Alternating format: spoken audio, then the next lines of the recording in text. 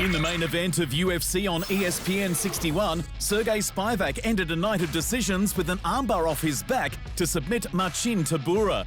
It was revenge for a loss back in 2020, but where does the top 10 contender go from here? In stark contrast to Tybura's 3-round decision win, Spivac's win took less than 2 minutes.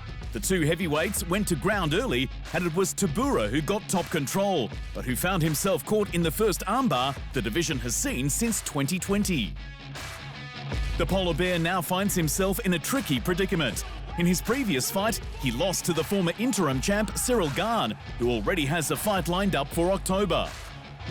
And his last loss before that was to the now interim champion Tom Aspinall, who is far too high on the rankings to call out. Perhaps that's why Spivac chose to make no call-outs.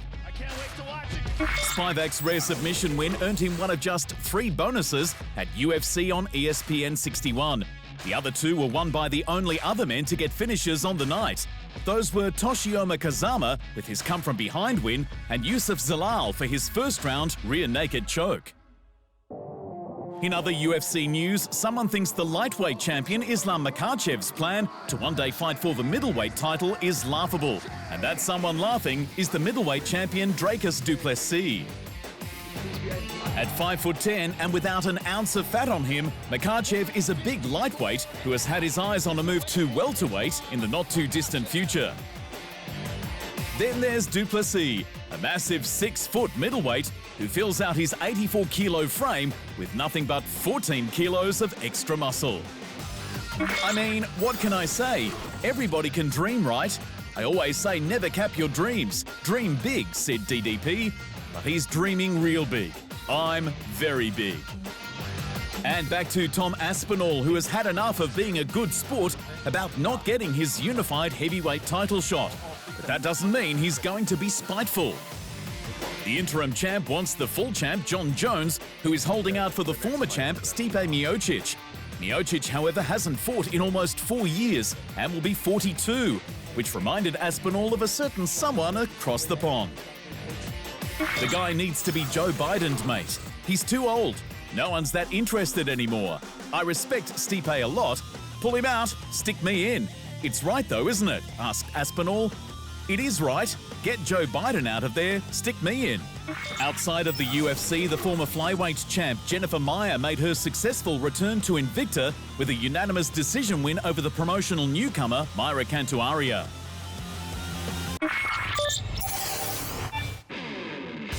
Braves' China debut extended their record out to 33 countries visited. And the main event, barn burner between Bidzina Gavashelishvili and Erasyl Shukataev, was a perfect way to celebrate.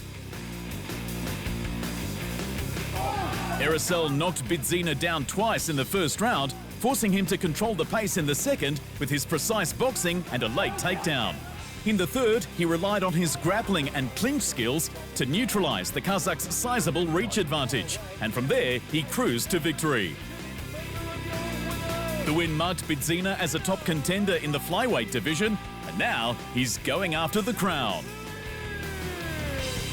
The rest of the card was a co-promotion with China's YFU, and in the co-main event, Bryce Picot and Qingyu Zhang went to war. The high-level technical contest saw both fighters engaging in a back-and-forth grappling exchange. The bout was living up to the pre-fight expectations and then some, but it ended anticlimactically when Zhang suffered a knee injury during the second round. The referee was forced to call off the bout, and Picot was awarded the TKO victory and a win for the Brave fighters over YFU. Borislav Nikolic made a strong case for a bantamweight title shot with the first-round TKO victory over Ekyu Aibu. Nikolic dominated the early stand-up before bringing the fight to the ground with a guillotine attempt. While the 19-year-old Chinese star managed to escape the hold, he ended up under his opponent, and it went terribly from there. Nikolic's experience proved decisive as he finished the fight with elbows from the top position. There were big hopes for big hits from Maimeti Tuhoti and Izzadine Al-Dabani, and they delivered big time. Both fighters exchanged heavy blows early and often until Aldabani took control midway through the first round with kicks. From there, he quickly ended his Chinese opponent with a triangle choke to bounce back from his loss at Brave CF 80. Former interim title challenger Olihas Serghei delivered a dominant performance against China's Zihuao Zhang. The three-round unanimous decision victory was Serghei's second consecutive win in Brave, which brings him another step closer to a potential rematch with the lightweight champion Abdisalam Kubanichbek. In YFU's lone win of the night, Yang Wei Chang handed Muhammad Al-Samir his first professional MMA loss. In the second fight of the night, Yang nearly finished Al-Samir in the second round of the fight after struggling against the Bahraini's grappling for the opening 5 minutes. In the third round, Yang opened a cut on Al-Samir with vicious elbows before earning the decision victory. And in the opening bout, Brave's Ivaz Aidanov took on the YFU's Pang Zhengwen.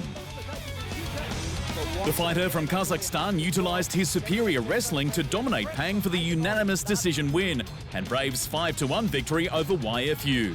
Next up, Brave heads to Pakistan for International Combat Week in Lahore. That's this August 18. Don't miss it.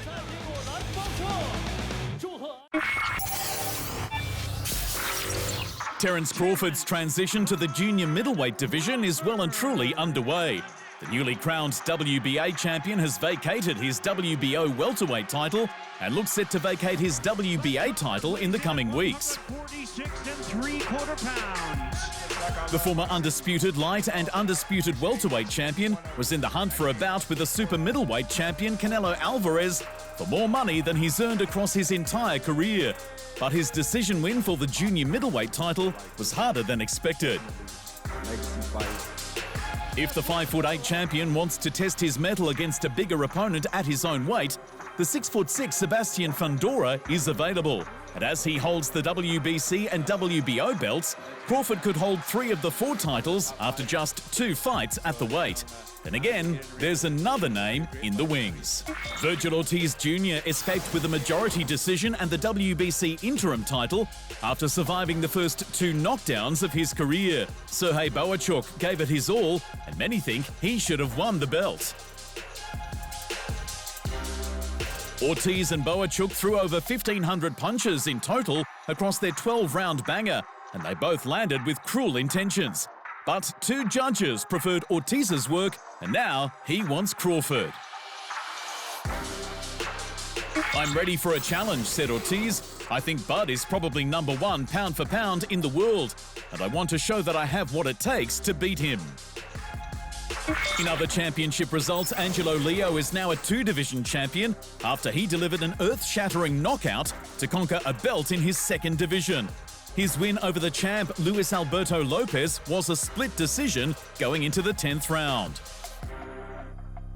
And to the amateurs, where World Boxing plans to take over the sport's governance in time for the 2028 Olympics. The International Olympic Committee expelled the Russian-dominated International Boxing Association from the Games in 2019 after years of incompetence. That left the IOC to run the sport for themselves for the 2024 Games in Paris. Boxing is currently not on the program for the 2028 Games in Los Angeles, and after the IBA's gender testing fiasco, will not be unless a new governing body is established by 2025. That's where World Boxing comes in. "There's only one reason to join World Boxing, and that's to save our sport," said President Boris van der Vorst. "We have only one mission, and that is to keep boxing at the heart of the Olympic movement." The organisation already has 37 members from around the globe, including most of the national boxing powerhouses such as the United States, all of the United Kingdom, Ireland, Australia, Germany and the Philippines. So expect more countries to join in the coming weeks. Thanks for watching. And remember, if you want more fight sports in your life, just hit the subscribe button.